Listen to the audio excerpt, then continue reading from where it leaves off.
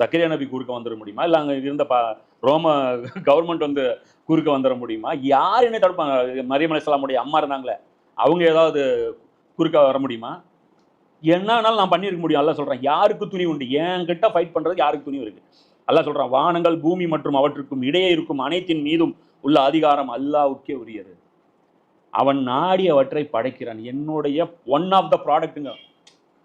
எவ்வளவு குர்ஆன் போல்டா பேசுது.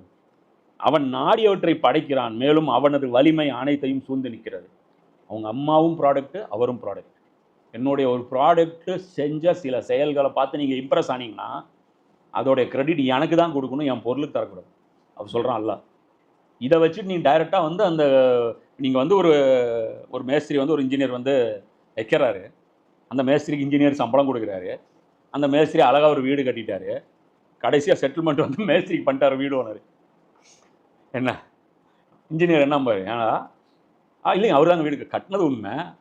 சிமெண்ட் யார் சப்ளை பண்ணா, செங்கலுக்கு யார் காசு கொடுத்தா, எலக்ட்ரிஷியன் கடையில் எவ்வளோ பாக்கி நான் வச்சுருக்கேன், பெயிண்ட் அடித்தது யார், இத்தனை பேரை சம்பளம் கொடுத்தது, வாரம் அவங்களுக்கு சம்பளம் கொடுத்தது யார், எல்லாம் முடிஞ்சு ஃபைனல் செட்டில்மெண்ட் அவங்களுக்கு கொடுத்து அவர் வாங்கிட்டு போயிட்டீங்கன்னா ஒத்துக்குவீங்களா?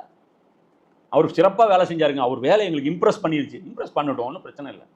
அது வேணால் ஒரு செட் ட்ரெஸ் வாங்கி கொடுங்க, அவ்வளோதான். ஆனால் மொத்த கான்ட்ராக்ட் எப்படி நீங்கள் அங்கே கொடுக்கலாம்? அல்ல அதான் சொல்கிறேன். என் ப்ராடக்ட் அவர் அதை சொல்கிறேன். அவர் பிறந்தது ஒரு அதிசயம்னு வச்சுட்டு நீங்கள் முடிவு பண்ணிடுவீங்களா?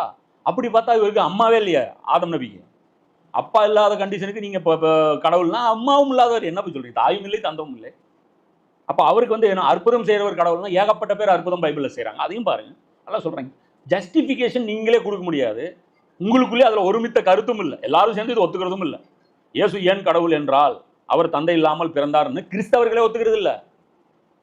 அதுக்கப்புறம் எங்கே போய் நீங்கள் முஸ்லீம்கள்ட்ட இங்கே ரசூலாட்ட வந்து நீங்கள் ஆர்குமெண்ட் பண்ணுறீங்க? அதுதான் அல்ல எல்லாத்தையும் கிளியர் பண்ணுறான் 3ஆம் அத்தியாயத்தில். நஜ்ரான் வாசிகளை கூப்பிட்டு எல்லாத்தையுமே கிளியர் பண்ணி, இனிமேல் இதில் உங்களுக்கு ஏதாவது பேசுறதுக்கு ஏதாவது இருக்கா, இதுக்கு மேலேயும் இருந்துச்சுன்னா விதண்டாவாதம் தான். அப்போ ஒரே விஷயம்தான், வா முபாலா செய்யும். முபாலா செய்யும் ஓடிட்டாங்க. அப்போ ஏன் என்ன கைரத்தில் ஓடினாங்க? நான் அழிஞ்சு போகிறேன், நீ அழிஞ்சு போகிறேன்னு துவா செய்யணும். தெரியும் அவங்களுக்கு வானத்துலேருந்து நெருப்பு வரும்ட்டு, கருகிரும்னு அவங்களுக்கு தெரியும். அதனால் அவங்க என்ன பண்ணிட்டாங்க, போயிட்டாங்க. நாங்கள் அல்லாவின் புதல்வர்கள், மேலும் அவனது அன்பிற்குரியவர்கள் என்றெல்லாம் யூதர்களும் கிறிஸ்தவர்களும் கூறுகின்றார்கள். அவர்களிடம் நீர் கேளும், அவ்வாறாயின் உங்களின் பாவ செயல்களுக்காக அவன் ஏன் உங்களுக்கு தண்டனை அளிக்கிறான்? இது பூமியில் வந்து நடக்கக்கூடிய பனிஷ்மெண்ட்டை பற்றி அல்லாஹ் பேசுகிறான். நீங்கள் அல்லாவுடைய செல்லக்குட்டிங்க, நீங்கள் அல்லாவுடைய அன்பிற்குரியவர்கள், அல்லாவுடைய நேசர்கள், வலிமார்கள் என்றால் ஏன் உங்களுக்கு ரிவீட் விழுவுது? அல்லாஹ் கேட்குறான். இது வந்து இன்னைக்கு நமக்கும் நடக்கும், முஸ்லீமுக்கு. இது இந்த இடத்துல நம்ம இன்னைக்கு என்ன சொல்கிறோம்? அல்லாஹ்